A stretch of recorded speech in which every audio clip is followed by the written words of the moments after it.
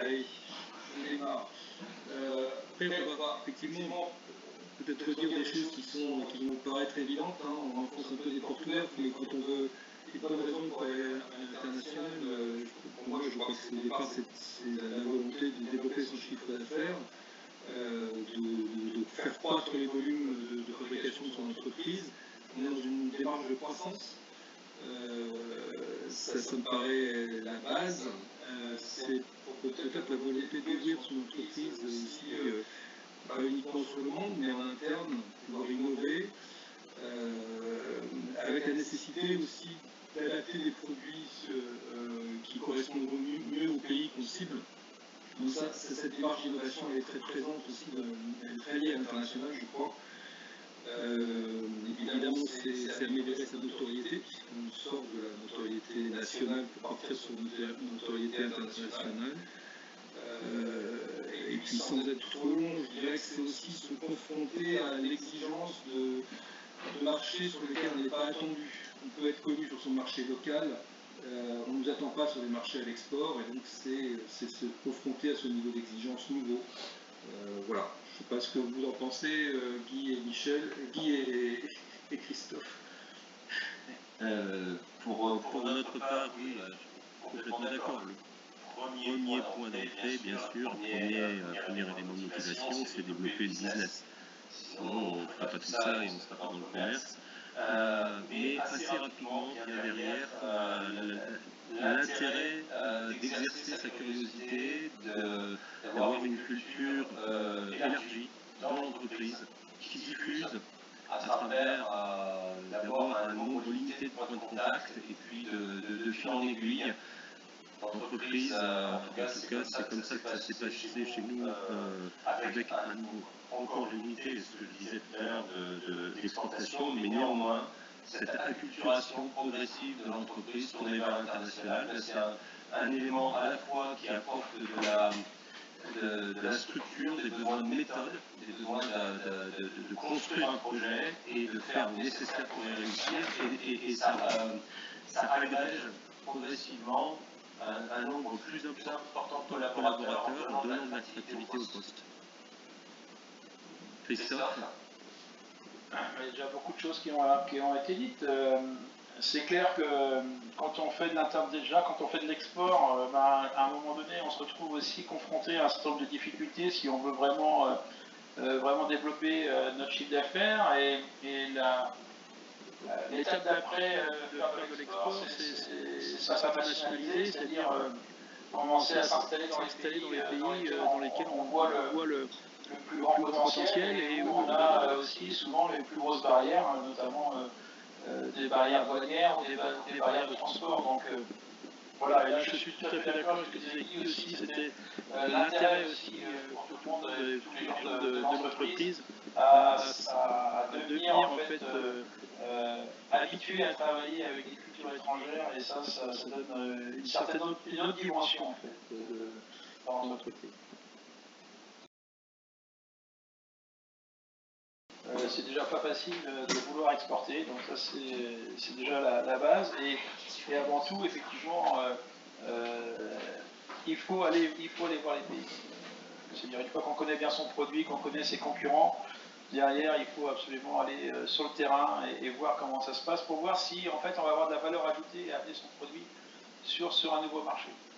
Et ça c'est quelque chose d'indispensable. Les notions de formation, hein, si on parle pas anglais, c'est quand même compliqué de faire de l'export. C'est-à-dire bête à dire, mais c'est une réalité. Et puis ben, voilà, voilà, il y a plein d'étapes, je pense qu'on verra après dans la suite du programme. Oui, complètement d'accord, Christophe. C'est dans les bonnes raisons, ce qu'on a oublié de citer, mais que tu disais c'est quand on commence à se sentir un peu à l'étroit sur son marché. C'est ça qui fait que sur son marché national, et c'est ça qui fait qu'on a envie de déborder. Et la première des démarches, la première clé, c'est d'aller voir.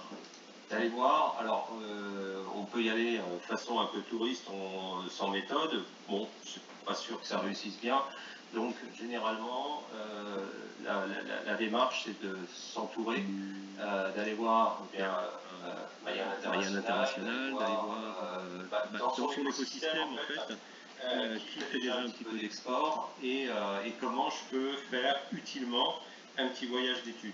Étudier le marché, c'est quand même la base du marketing et du commerce. Et on ressort de ces études-là qui sont brèves avec plusieurs choses, avec quelques éléments intuitifs qui ne sont pas très concrets, mais on sent qu'on a un produit qui peut s'exporter, qui peut avoir l'intérêt sur une zone donnée où on peut générer un peu de valeur pour payer toute cette démarche. Et voilà, c'est l'une des premières clés. Et après, quand on arrive à structurer et à y prendre goût, je crois qu'il faut, dans les clés qui suivent, il faut arriver à embarquer dans l'entreprise des collaborateurs, et pour ça, ça devient, on qualifie ça de projet d'entreprise. C'est dans un second temps, on en parlait tout à l'heure Martine, mais c'est assez rapidement quand même inscrire ce projet-là au rang de projet d'entreprise, c'est-à-dire on y affecte les ressources, du budget, des personnes, un plan de formation, etc. Et puis encore, et à nouveau, donc s'entourer. Il y a des gens qui depuis des années, qui vont pas forcément sur les mêmes marchés, au contraire d'ailleurs, mais qui ont de l'expérience et qui peuvent, sur 2 ou 3 mots, 2 ou 3 échanges d'idées, nous faire avancer, éclairer la route pour qu'on avance beaucoup plus vite. Et Eric, dans ton cas, tu étais à l'étroit sur ton marché, c'est pas un peu ça, quand tu as commencé à exporter? Moi, pour ma part, j'ai pris une entreprise qui existait déjà, c'est différent de... Quand on est dans une démarche de création d'entreprise, je crois que le processus est peut-être plus long. J'ai repris une société qui existait déjà et qui exportait déjà. Alors, il se trouve que dans les marchés de loisirs sur lesquels nous étions, notre premier pays d'exportation c'était l'Allemagne, et on vendait plus en Allemagne qu'en France. Donc on s'est vraiment, effectivement, notre marché français on était un peu à l'étroit sur ce marché-là, on avait besoin d'aller dans des pays dans lesquels notre produit correspondait mieux aux habitudes de consommation des consommateurs. Et par contre, on s'est retrouvé confronté à une concurrence beaucoup plus libre que sur notre marché local. Ça, c'est aussi une chose, je pense, qu'il faut prendre en compte, c'est que travailler dans un pays à l'export, dans un pays étranger, pour nous, c'est plus compliqué que de travailler chez soi. Donc il faut prendre en compte, il ne faut pas penser que l'export, c'est tout de suite un panacée qu'on va développer son chiffre d'affaires. Donc si je suis d'accord avec ce que vous disiez en préambule, Christophe, il faut déjà au préalable avoir un produit ou des services qui soient exportables. Il y a qu'on allait voir sur place en s'informant. Le travail de cette démarche de prise d'information est capital, comprendre la culture des personnes et des marchés sur lesquels on va investiguer. Ça savoir s'adapter, c'est important. Mais je reviens sur le fait qu'effectivement, aller prendre connaissance d'un pays étranger qu'on ne connaît pas, ça prend du temps. Donc c'est de l'argent aussi, donc c'est un véritable projet qu'il faut mûrir. Et puis il faut faire attention aux moyens qu'on y met, parce que une des difficultés auxquelles j'ai été rencontré quand on est une petite PME de 20 personnes, c'est qu'on est déjà à 110% occupé sur son marché et à gérer son entreprise. Quand on part sur un salon étranger, comment je fais pour traiter les informations que j'ai recueillies en post-salon, quel temps je vais y consacrer, alors que quand j'ai été absent pendant 10 jours de mon entreprise, j'ai beaucoup de travail qui m'attend. Ça me paraît aussi des freins qui peuvent apparaître, donc il faut être vigilant par rapport à ça.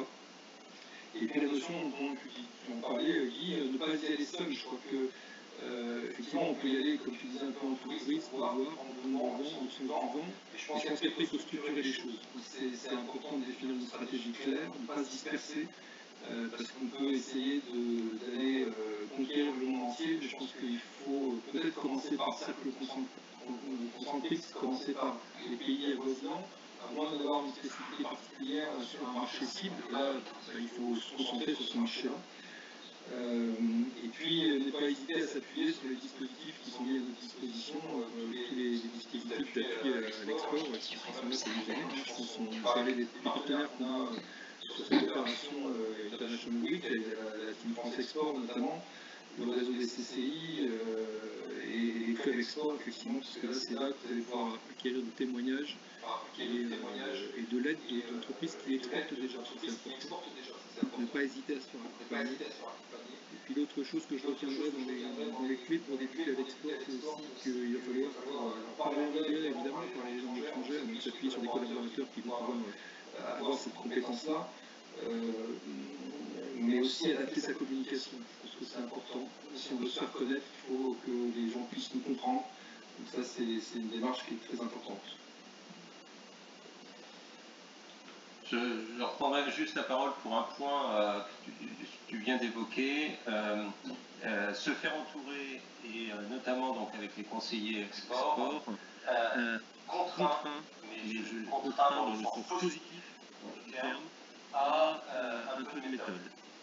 Parce qu'on doit déposer un dossier pour bénéficier d'une aide, et donc on doit poser par écrit c'est quoi les attendus, j'y vais comment, je mets quelles ressources. Il faut poser tout ça par écrit, et ça structure malgré tout, même si c'est pas encore une démarche très formelle dans l'entreprise, très inscrite, on commence à poser les premières bases parce que on a rencontré le conseiller qui nous dit bah tiens, par rapport à ce que tu veux faire, il y a ça ou ça comme dispositif d'aide, bah faut faire le dossier et on éclaire bien la route dans ces dossiers-là. En tout cas, ça c'est mon expérience de longue date. Il y a un catalogue de systèmes d'aide en région qui est très très fourni et il y a des outils pour tout. Mais à chaque fois qu'on veut toucher au catalogue, il faut savoir pourquoi on y va, comment, avec qui, etc.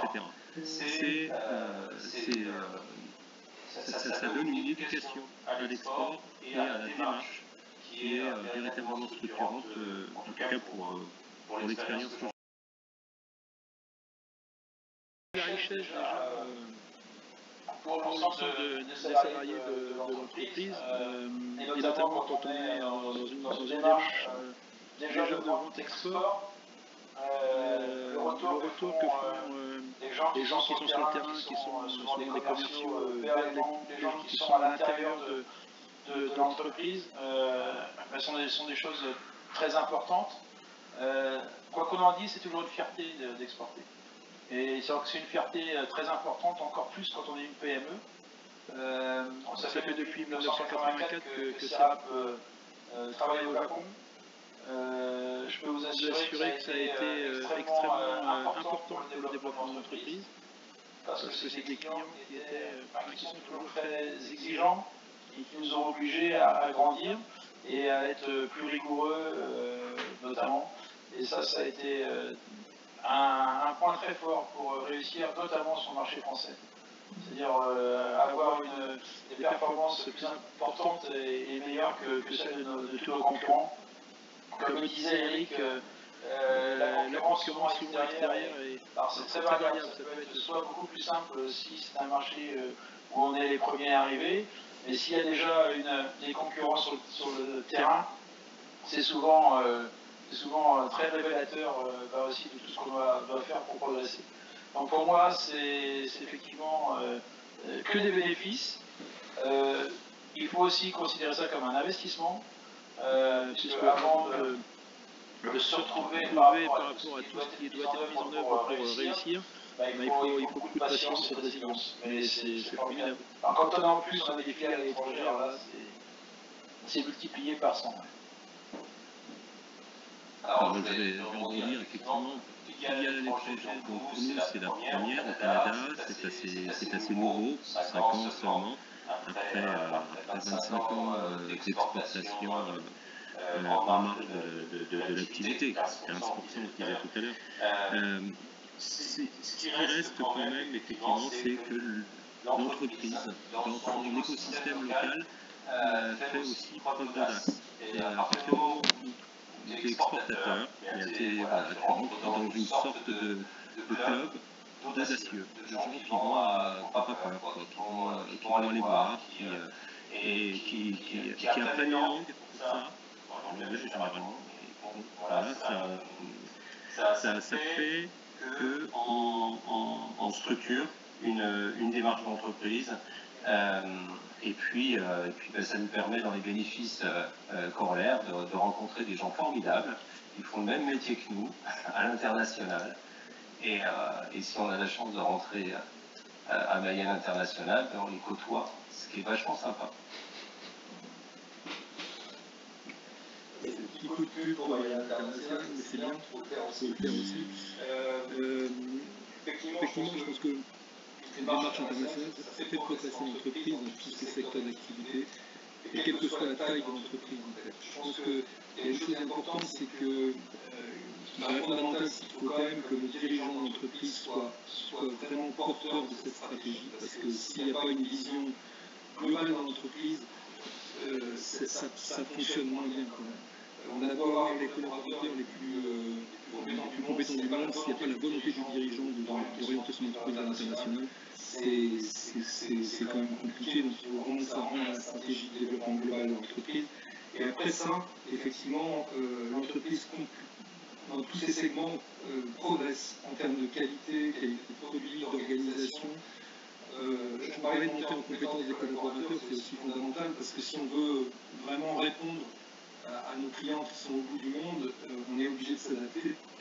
Et on est obligé de revenir encore les langues, on parle évidemment l'anglais en numéro 1, mais aussi toutes les maîtrises des techniques de l'exportation, voire de l'importation, parce que là on parle beaucoup d'export, mais le cas de figure peut se poser dans ce sens-là. L'international, c'est pas forcément que les services, ça peut être de l'import également. Ça oblige l'entreprise à être en veille permanente aussi. Et là, on beaucoup de nos concurrents notamment. Voilà, et puis ça c'est aussi important à la fin, dans le, enfin vraiment une fois que tu auras représenté et tout ça, dire est-ce que certains d'entre vous sont déjà inscrits au Pitch Camp, est-ce que ça vous intéresse, tu vois, essaye d'interpeller, si tu n'as pas de réponse, essaye d'interpeller les gens, écoute bien qui est partenaire et qui est vraiment potentiellement intéressé, parce que dedans il y a beaucoup de partenaires. Donc tout ça c'est des éléments globaux qui nous font progresser l'entreprise. Je pense qu'il y a les effets induits, en fait, ils peuvent être très importants une fois que la démarche internationale est bien structurée. Et puis, en corollaire de ça, puisqu'il s'agit de développer le business, on n'est jamais à l'abri de réussir, hein, en plus. C'est vrai, moi je prends le cas de ce qu'on a pu faire en Allemagne, parce que je pense que c'est assez emblématique, où on était un peu le petit poussé dans notre marché. C'est un marché de niche, puisqu'on fabriquait des bateaux pliants, on est les seuls en France à faire ça, des bateaux qui servent à faire de la grande randonnée, d'expédition, destinés à des agences de voyage aventure ou à des particuliers, et le marché leader dans le monde c'est l'Allemagne dans ce produit-là, et c'était le Japon également pendant de longues années. En Allemagne on avait 4 ou 5 concurrents, on est les seuls en France, et on a réussi à surmonter, à dépasser nos concurrents allemands qui se pensaient eux être sur un marché abouti, sur lequel ils vivaient sur leur tradition. Et nous, pour rentrer dans ce marché-là, on a été obligé d'innover et d'être en avance en innovation par rapport à nos concurrents qui étaient déjà installés depuis des années. Et c'est comme ça qu'on a réussi à progresser, et ça nous a fait progresser sur les autres marchés. Donc c'est une vraie dynamique qui se met en place en fait dans l'entreprise quand on commence à se développer à l'international. Très bien. Merci Eric, merci Christophe, merci Guy, merci à tous les trois. Alors maintenant, ce que je propose aux participants, c'est de poser eux-mêmes leurs propres questions. Si jamais, effectivement, dans l'assistance, il y a des gens qui souhaitent échanger avec les différents intervenants, n'hésitez pas à vous manifester.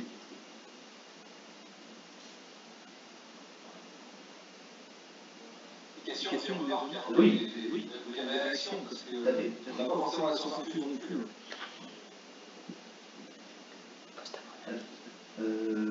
Mohamed, peut-être. potentiellement. Alors, je sais... oui.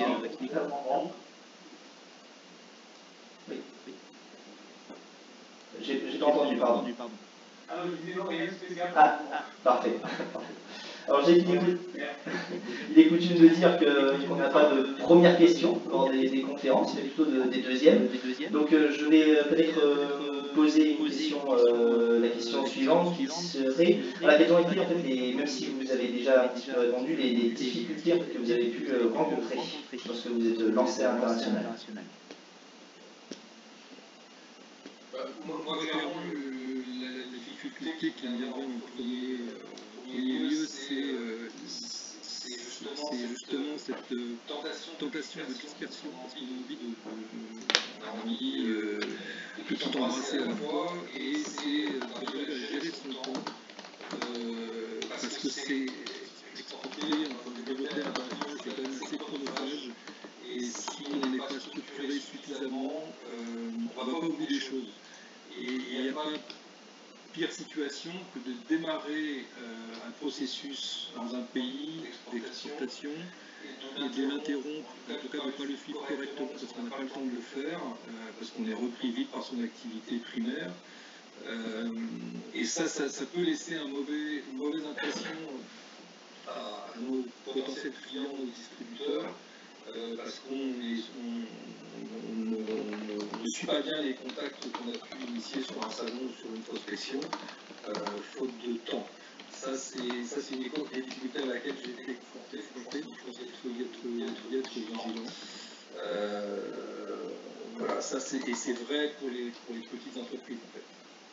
Mais c'est pas une fatalité, hein, je pense que c'est juste une question d'anticipation et de réflexion. D'accord. Merci Eric. Christophe, peut-être. Alors moi, quand je suis arrivé dans le groupe Serap, on avait déjà une longue expérience de l'export, puisque je pense qu'on a dû démarrer dans les années 70 assez carrément comme toutes les entreprises au début, d'abord sur les marchés les plus proches, géographiquement, ou qui parlent français et ainsi de suite. Donc je suis arrivé dans une entreprise qui avait déjà cette culture de l'export. Ce qui est important et ce qui est souvent le plus difficile quand on se donne des objectifs de chiffre d'affaires, c'est d'avoir la patience. L'export est avant tout une démarche volontaire sur laquelle il faut mettre des moyens humains, mais avant d'y retrouver vraiment une vraie efficacité, de la récurrence, il faut du temps. Il faut déjà trouver les partenaires sur place. Et ça prend du temps. Il faut les convaincre qu'on a le bon produit. Et si on fait un plan dans lequel on a dès la première année des résultats rapides, etc., on est souvent déçu. Et ça ne veut pas dire qu'il faut arrêter. Et c'est ça, je pense que c'est ça le vrai. L'une des raisons du succès, c'est aussi être capable de perdre du temps sur un pays dont on est sûr, ou qu'on ressent comme étant un pays où il y a un gros potentiel. Mais il faut trouver les bons partenaires. Et ça, c'est vraiment important. La notion de trouver les bons partenaires, c'est quelque chose de fondamental.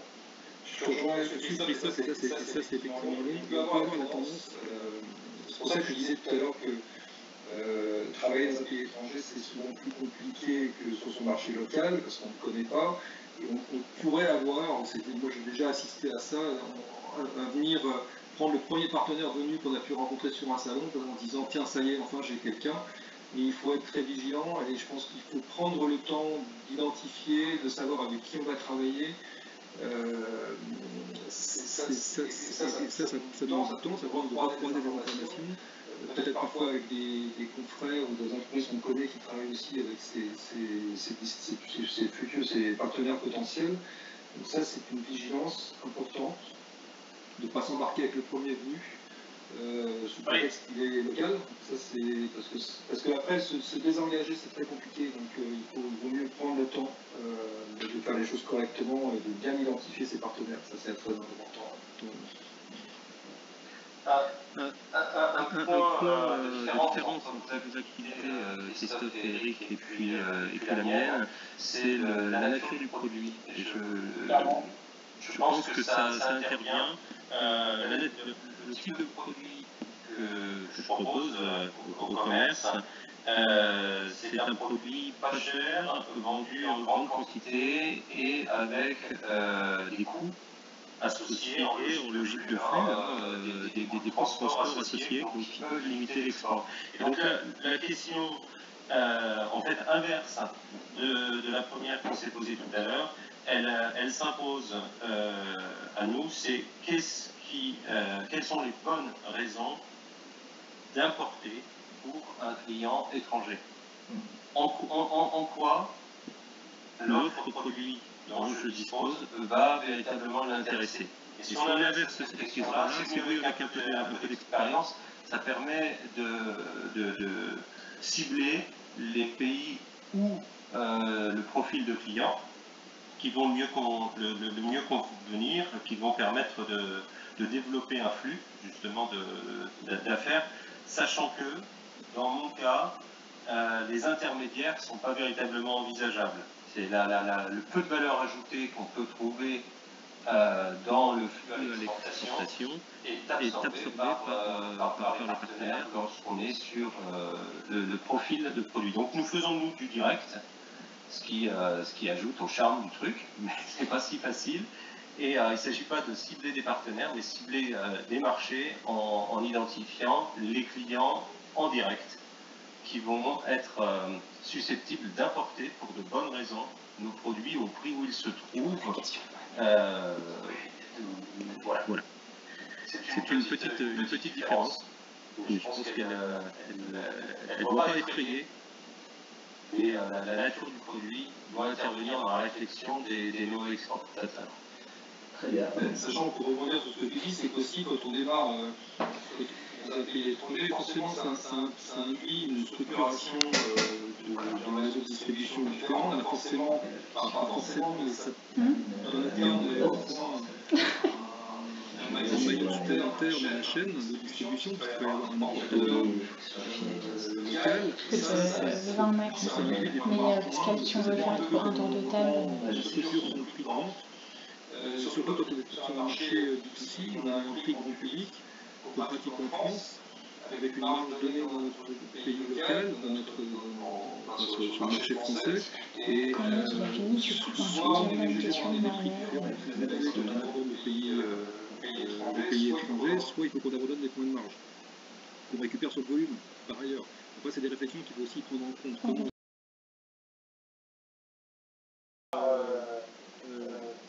enfin, si, je ne sais pas quel produit vous vendez, mais la vraie question est effectivement de se dire que c'est pourquoi, quels sont les freins à un développement déjà dans son propre pays pour anticiper les risques que vous pouvez avoir à faire de l'export.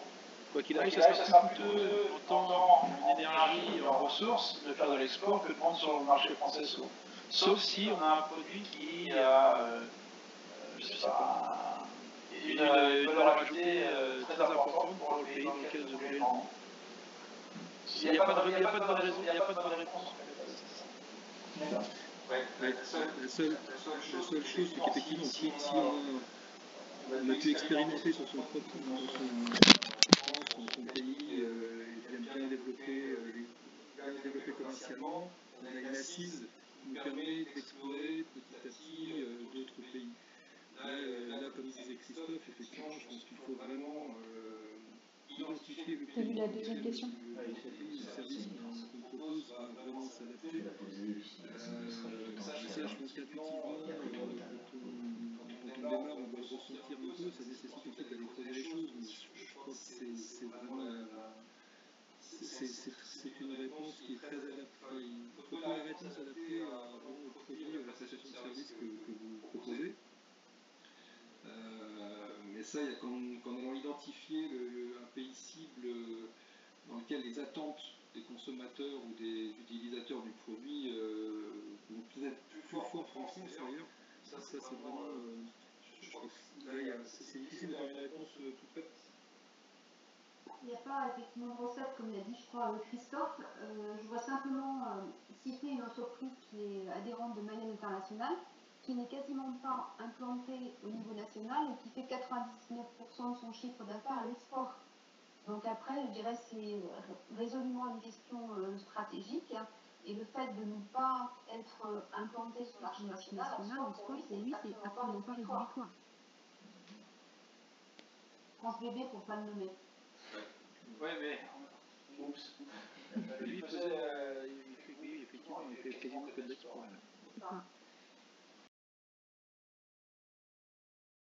Oui. Est-ce que Mohamed peut-être peut donner un éclairage sur son activité? Oui, voilà ce que je fais des conseils à l'international. Donc, j'ai été dans pas mal d'entreprises françaises que j'ai accompagnées un peu partout dans le monde avant que j'étais salarié. Donc, c'était juste parce qu'en fait, souvent en France, même si il y a des sociétés qui insistent sur ce point, et en fait, c'est la réponse, il y a des pétroliers, donc ça dépend où et ça dépend quoi. Et en fait, souvent, attendre vraiment un petit peu à partir de l'évidence et bon, peut-être, ça dépend quoi et où. C'est pas toujours si simple. Non. Bah, tu fais ça. Non, alors, puis ça dépend un petit peu des. On a vu, ça c'est plus dans la géopolitique. Mais puisque vous avez commencé, est-ce que vous pouvez le présenter? On va faire un tour de table. Et bah, non, mais tu peux commencer puisque. Il y a eu des périodes. Rapide, hein, tu dis rapide, avec deux questions, tu donnes les deux questions. Ce sont des aléas, je pense que c'est pas forcément fondamental. Le Made in France, il a souffert pendant une époque aussi d'un défaut certainement global, parce que on ne peut pas généraliser non plus. Chaque entreprise a ses forces et ses faiblesses. On sait bien que le Made in France, il a beaucoup de retentissement dans le monde quand on parle des produits de luxe. Je pense que dans les équipements industriels, ça demande aux entrepreneurs qui exportent de vraiment avoir des arguments s'ils se retrouvent face à des Allemands, alors qu'on sait très bien que par exemple, ça c'est pas toujours le cas. On peut très bien avoir la qualité allemande est toujours reconnue. Holger, je suis désolé, mais aujourd'hui on voit bien qu'il y a aussi des entreprises. Voilà, je crois qu'on n'a pas à rougir de la qualité de nos fabrications en France. Encore faut-il le vendre et le faire savoir et le démontrer. Donc ça demande peut-être à des industriels français qui veulent exporter leur savoir-faire industriel de faire plus d'efforts sur le plan marketing que d'autres industriels de pays différents. C'est une question d'échelle de valeur. Hein. Effectivement, le même produit, le même service va être a priori évalué différemment dans l'échelle de valeur du pays. Et vous entendrez dire ah ouais c'est français, bof, ou waouh c'est français, c'est pas mal. Et ça dépend vraiment du produit, du pays. Voilà. Il n'y a pas de règle. Je pense qu'il n'y a vraiment pas de règle là-dessus. On n'a pas à rougir, comme tu dis Eric, il ne faut pas partir d'a priori, mais on se rend compte quand même sur certaines régions, pas si loin d'ici, effectivement, que la réputation n'est pas forcément très très bonne et que ça peut être un facteur, quand même, un vrai frein aux ventes. Hein. Quand tu es frappé du saut du produit pas fiable, c'est difficile à rentrer après. Très bien, très bien. Voilà, est-ce que alors ce que je vous propose de faire maintenant, c'est un petit tour de table, voilà, donc de façon à ce que les participants puissent se présenter, présenter aussi quel est leur intérêt pour l'export et s'ils ont un projet. En l'occurrence, Mohamed a déjà un petit peu commencé, donc potentiellement continuer avec toi, Mohamed.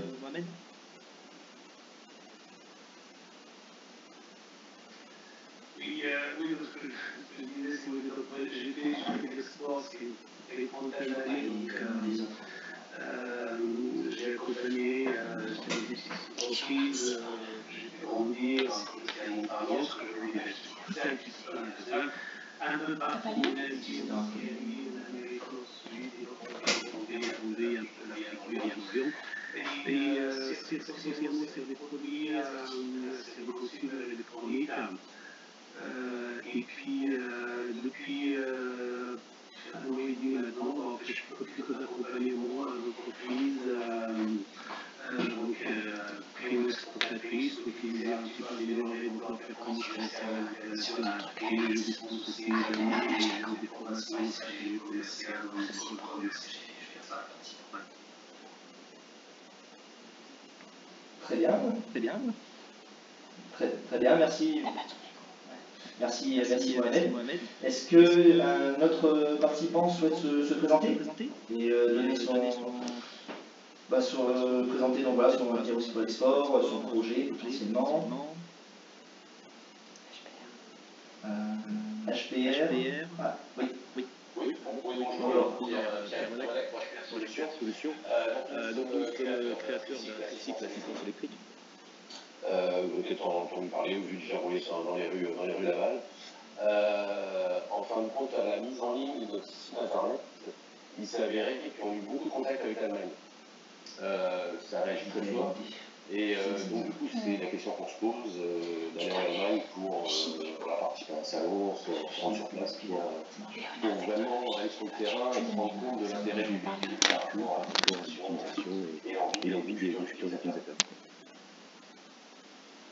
Très bien. Léonard Technologies, qui veut bien se présenter. Alors, je ne sais pas qui est derrière Léonard Technologies, va être certainement le nom de l'entreprise, probablement.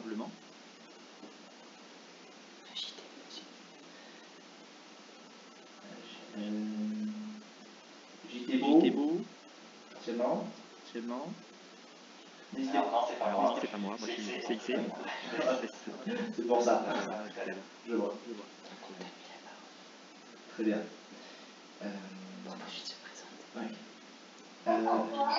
Je peux prendre la parole si vous voulez. Oui, bien sûr.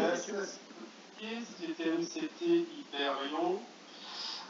Donc en fait, on fait des data centers qui utilisent plus de climatisation. Et aujourd'hui, on est en lancement sur la France. Mais en fait, l'intérêt, c'est s'adapter aux pays chauds. On souhaite aller plus vite et aller sur les parties export, en fait, sur des pays très ciblés, rapidement. Et c'est pour ça qu'on est attentif au marché par rapport à ça. Tout à l'heure, je vous parlais effectivement du Meet and Talk qui faisait partie d'un certain nombre de sessions inscrites dans l'International Week. Et ce que je souhaite vous présenter désormais, c'est la prochaine étape, j'ai envie de dire, l'International Pitch Camp, qui se déroulera le 9 septembre 2022. Donc c'est une journée entière de coaching, donc avec des experts, qui servira donc non seulement à consolider votre projet à présenter, donc déjà à bâtir votre projet s'il n'est pas encore totalement bâti, à le consolider si jamais vous avez déjà réfléchi, et finalement donc, à le présenter lors de l'International Pitch Challenge, un pitch donc le 26 septembre qui ouvrira l'International Week justement. Et donc l'International Pitch Camp se déroulera sur une journée dans le parc à Château-Gontier, en Mayenne, et donc vraiment dans un groupe régional et dédié à l'export. Voilà. Est-ce que certaines personnes parmi vous se sont déjà inscrites à l'International Pitch Camp? N'hésitez pas à réagir aussi dans le chat si besoin, ou en ouvrant votre micro.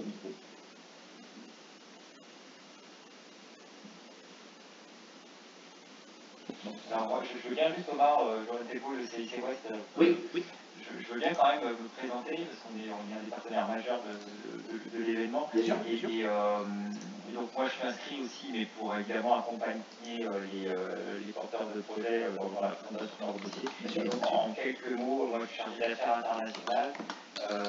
Donc je viens en accompagnant des clients des agences, essentiellement des PME. Sur tous les sujets à la fois à sécuriser les règlements, à financer le DFR lié à l'export pour l'import, et puis aussi à faire de l'accompagnement, parce qu'on avait beaucoup de représentations qui couvrent 50 pays, et faire de l'accompagnement pour chercher des partenaires. Donc voilà, je serai présent au Pitch Camp pour aider les porteurs à construire leur projet, leur présentation.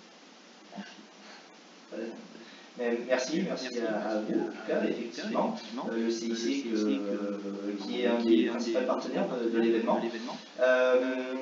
Et donc, oui, je viens de voir également que Virginie vient de partager le lien à International Pitch Camp, et nous vous l'enverrons de toute manière par email en même temps que la présentation que vous avez sous les yeux.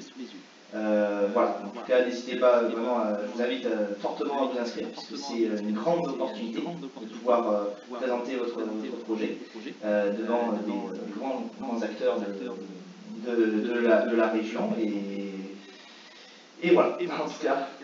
Peut-être que Thomas, on peut peut-être dire un peu plus en détail à quoi va ressembler cette journée. Si Martine, tu peux nous donner quelques indications. Je pense que c'est important pour les personnes qui sont soit inscrites, soit qui veulent s'inscrire. On va continuer à communiquer sur cet événement-là. Simplement pour dire que l'International Pitch Challenge que nous organisons en démarrage de l'International Week tous les ans, depuis plusieurs années maintenant, c'est un événement qui fonctionne bien, qui permet à des jeunes entreprises qui souhaitent démarrer à l'export de s'aguerrir, mais sauf qu'on trouvait qu'il manquait un maillon à la préparation de ce pitch et l'idée de pouvoir réunir les entreprises qui souhaitent se développer à l'export sur une journée et de pouvoir vraiment prendre le recul sur la préparation de leur stratégie, le développement de leur stratégie internationale, qui participe au pitch d'ailleurs à la fin ou pas, pourquoi pas, c'était quelque chose d'extrêmement bénéfique. Donc peut-être Martine, tu peux nous en dire deux mots, dire comment ça va se passer. Ok. Donc comme tu l'as dit, l'objectif du camp, c'est d'accompagner les entreprises dans la formulation de leur stratégie à l'international et de commencer en fait à jeter un peu les bases de leur fondation et à structurer leur projet. Pour cela, en fait, ils vont bénéficier à la fois des préconisations des conseillers TFE Team France Export, qui seront présents, mais aussi des conseils des dirigeants d'entreprise, donc ceux qui sont là aujourd'hui et d'autres, qui ont accepté de partager leur expérience et qui aussi challengeront les entreprises participantes dans leurs projets. Alors, toujours avec bienveillance, puisque c'est une règle d'or qui s'est fixée au niveau du camp, il y en a deux en fait, bienveillance et convivialité. Donc, en dehors effectivement des conseils apportés par les entreprises présentes d'une part et les conseillers Team France Export, les participants auront également la possibilité de rencontrer des experts pour répondre à leurs questions, qu'il s'agisse de questions liées au financement, de questions douanières ou des questions juridiques, puisque nous aurons un cabinet d'avocats qui sera présent, de même que l'ADPI.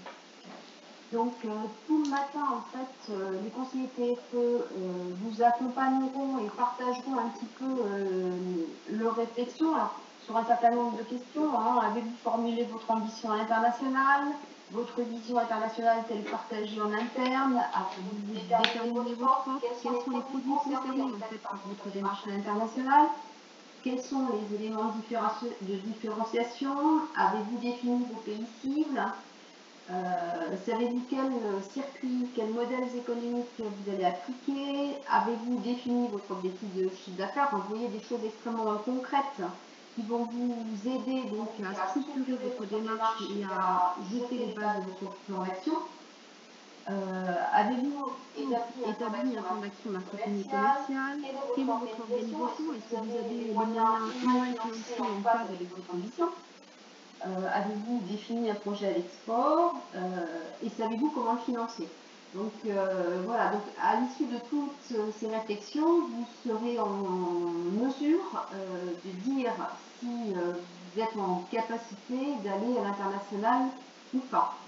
Donc ça, c'est un petit peu le programme pour la matinée. Donc le planning serait accueil à partir de 8h45 pour un démarrage, je dirais, aux alentours de 9h.